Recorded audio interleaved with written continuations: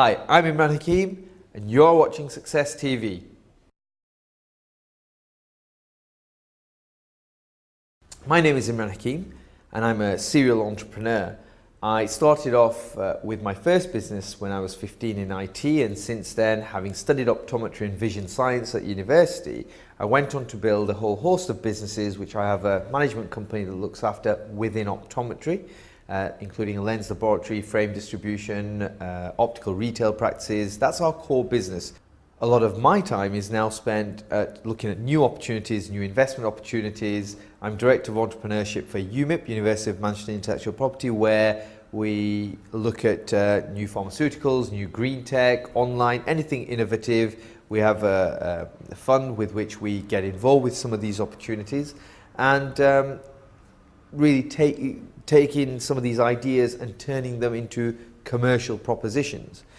And aside from that, of course, our core portfolio within optics is constantly being expanded through my management company.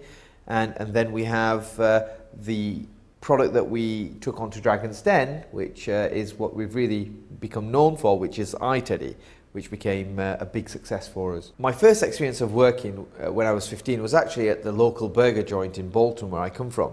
And on the first day, my manager took me aside and said, "Imran, if you work really hard flipping burgers, one day you can have my job."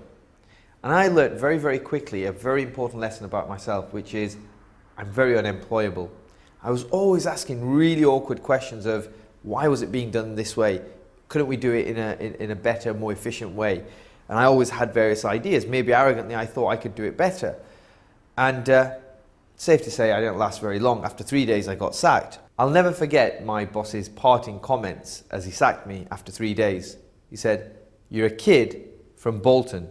If you think you know about business, you're dreaming. You'll be back. I'll see you again." And do you know what? He was right. I was dreaming. And dreaming has taken me from flipping burgers to now having our own diverse business portfolio in all parts of the supply chain, from manufacturing, distribution, licensing to retail.